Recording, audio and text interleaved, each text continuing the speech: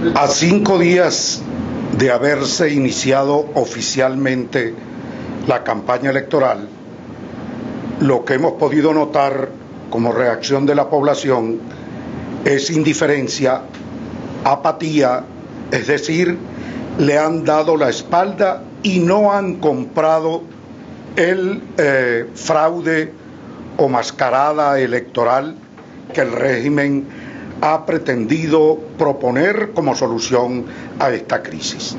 La gente tiene plena y clara conciencia que una farsa electoral que no va a cambiar absolutamente nada en lo político no es solución para esta crisis que estamos viviendo en Venezuela. Y más voces se suman al desconocimiento de esta mascarada electoral. Esta semana, y la respaldamos plenamente, hubo una declaración de los obispos venezolanos en la cual están planteando postergar este proceso electoral. Eso lo respaldamos como documento plenamente emanado de parte de los obispos venezolanos. Y el día de hoy, consecuencia de una reunión con el presidente del Parlamento venezolano, el doctor Omar Barbosa, el presidente de la Asamblea Nacional, la representante de la Unión Europea, la doctora Mogherini, acaba de declarar que no reconoce tampoco este proceso, que no va a enviar ningún representante para este proceso porque lo desconocen y abogan por un proceso libre, confiable y tomado de común acuerdo con los sectores de oposición. Eso lo ha planteado la doctora Mogherini. De manera pues que, repito, como conclusión, en relación al tema electoral que oficialmente está planteado, el pueblo venezolano le ha dado la espalda a esta farsa electoral y no podía ser de otra manera, porque esto, por supuesto, que no es respuesta alguna para la crisis que vive hoy el país. Es imposible que no hablemos del día a día de los venezolanos. Hay dos Venezuelas. Una, aquellos que viven bien, que son los enchufados o relacionados con el régimen. Y la otra Venezuela paralela, la de la mayoría, que lo que está es sobreviviendo. De tal manera que, como ya lo hemos indicado en otras oportunidades, esto es un asunto de sobrevivencia lo que tiene el pueblo venezolano. Venezuela es hoy pobre de pobreza, pobre de solemnidad, y la farsa electoral no es solución para el problema que viven los venezolanos en este momento. Pudiéramos decir que Venezuela es un país de torturados, o mejor dicho, de triturados, mediante un modelo económico, modelo político, modelo social que definitivamente acabó con Venezuela. Esto ya es imposible soportarlo, razón por la cual creo entonces que tenemos que asumir en este momento que vive la patria las responsabilidades cada uno de los sectores del país, asumir cada uno sus responsabilidades.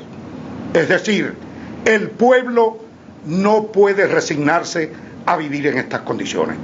El pueblo tiene que pelear por calidad de vida. El pueblo tiene que pelear en defensa de sus derechos constitucionales. El pueblo tiene que pelear y defender una condición digna de vida. Y no puede estar aceptando tranquila y sumisamente cortes de luz como el caso del Zulia, donde, bueno, hoy el corte más recortado es el de 8 horas. Los demás ya sabemos que han sido de 12, de 14 y hasta de 16 horas. El caso de la salud en general. Y todo eso, cuando planteamos que cada sector asuma su responsabilidad, en ese sentido ratificamos la convocatoria para el día de mañana 27 que hace el Frente Amplio en función de generar a nivel nacional una protesta por los casos que sobran para protestar en el país, en este día a día del viacrucis que vive el pueblo venezolano. La Fuerza Armada Nacional, yo creo que es hora, y en ese sentido hacemos el llamado a la Fuerza Armada Nacional a que asuma las responsabilidades que le tiene encomendada la Constitución bolivariana de Venezuela. No es posible que continúen dando apoyo y siendo alcahuetes del abuso de poder y de esta situación de desmadre nacional al cual tiene sometida la nación esta dictadura. En ese sentido, pueblo y Fuerza Armada asumir su responsabilidad, y la dirigencia política igualmente tiene que asumir su responsabilidad en una condición tan estelar como la que vivimos en este momento.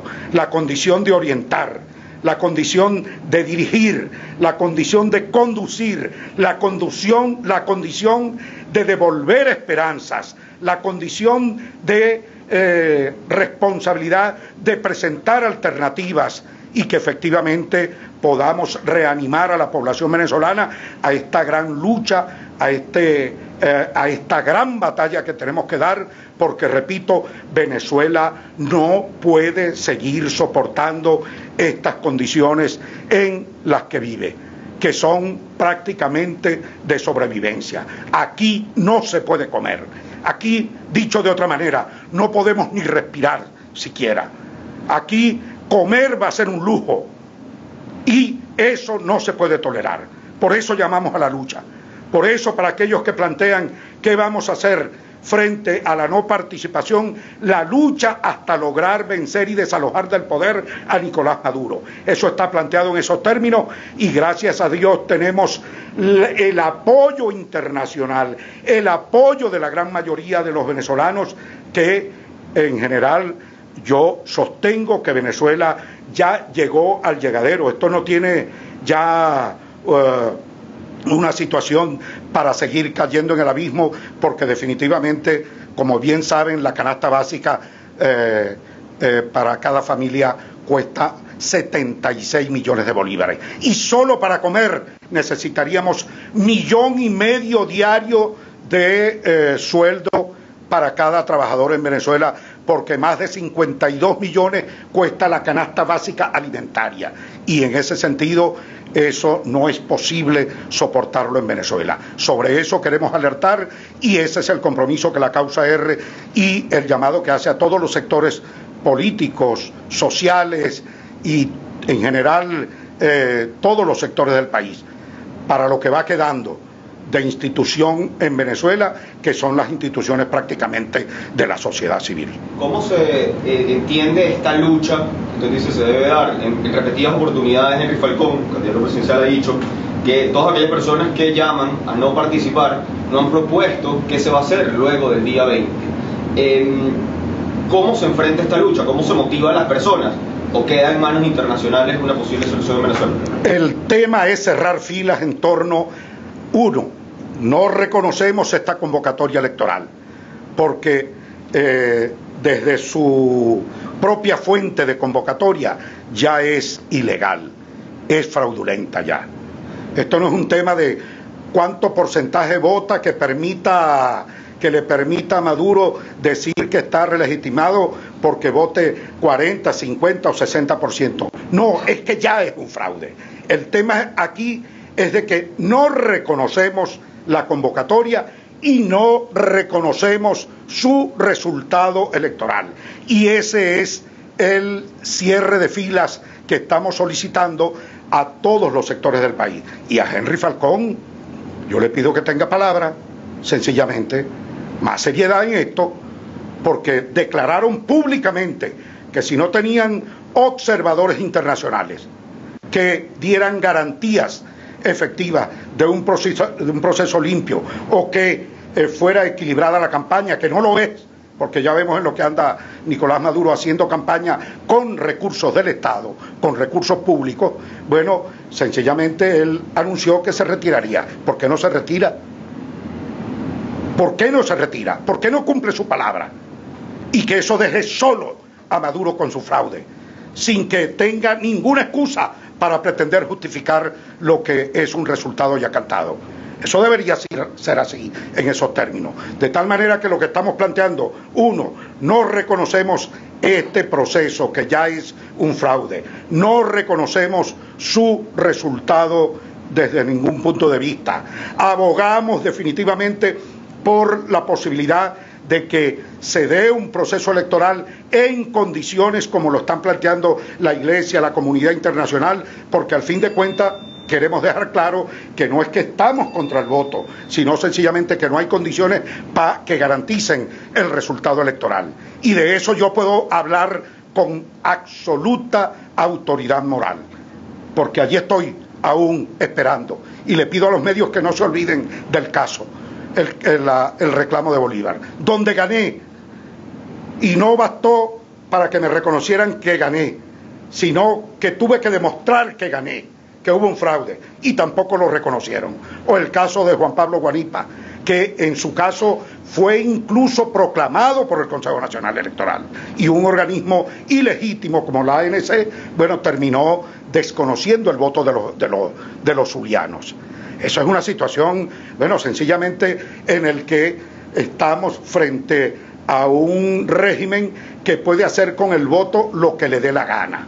Y si no entregaron aquella gobernación, o la de Bolívar, o la del Zulia, o no respetan el voto que elige del pueblo venezolano, bueno, ¿quién nos dice o qué razones hay para pensar que ellos van a respetar algún reglamento electoral, van a respetar un resultado electoral, o no van a estar montados en un fraude como el que efectivamente están haciendo? Esa es la interrogante que nos tenemos que hacer. De tal manera que aquí lo que queda al pueblo venezolano es vencer a esta dictadura.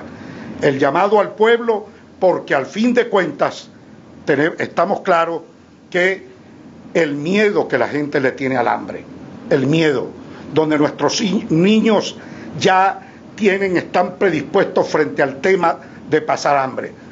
Yo le hago un llamado aquí a la familia, a los padres, a las madres del país. Si van a dejar que esos muchachos se mueran de hambre, si no vamos a cerrar filas en un plan concreto para obligar a resolver esta situación de crisis acompañados con la comunidad internacional. Yo creo que eso es lo que está planteado en esos términos. O los derrotamos y los desalojamos del poder, o, bueno, definitivamente acaban con este país y establecen lo que han venido insistiendo en estos 20 años en establecer. Y allí está el mecanismo, allí está una evidencia. Hubo el cambio en Cuba y Maduro salió antes de las 24 horas, bueno, sencillamente a ponerse de rodillas allá para que los cubanos sigan haciendo lo que les da la gana en Venezuela. Porque al fin de cuentas, detrás de toda esta situación que vivimos está la responsabilidad de los cubanos también. Señor Andrés, ¿cómo se materializa el desconocimiento de unos resultados electorales del 20 de mayo? ¿Qué le piden los dirigentes de la población para ese día, una vez que se anuncia la reelección de Nicolás Maduro como presidente? Bueno, sencillamente eso ya de una vez lo estamos planteando en esos términos. Desconocemos la convocatoria, porque la convocatoria emana de un organismo que no tiene validez para nosotros y que ya fue desconocido por la Asamblea Nacional. ¿Cómo se materializa ese famoso 350 que hubo durante...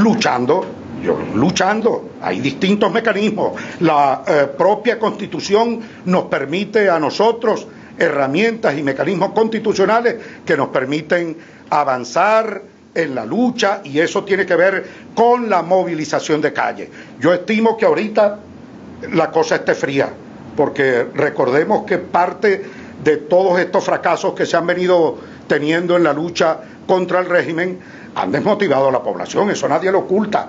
De alguna manera la gente no tiene confianza, no hay credibilidad en la dirigencia política. Por eso es que hablo de que cada quien asuma su responsabilidad. La dirigencia política que asuma, se empantalone de verdad en esta pelea, la propia población asuma la defensa de sus condiciones de vida, y la Fuerza Armada Nacional asuma la responsabilidad constitucional que tiene en medio de una situación dictatorial como la que estamos viviendo en este momento. Iba a decir que ahorita no hay protestas, pero que esperaría que es posible. Exactamente, y todo lo que estamos haciendo, protestas sectoriales en este momento, sectoriales, por cada uno de los problemas que vive la gente en cada uno de sus estados, de manera que ganemos confianza, de manera que ganemos entusiasmo, de manera que ganemos credibilidad. Y una vez que esto esté reanimado, mire, yo lo digo por mí, lo digo por mi organización y lo digo por muchos otros compañeros que acompañan en esta lucha. No nos temblará el pulso para convocar al país a la calle con la fuerza necesaria hasta lograr una solución definitiva.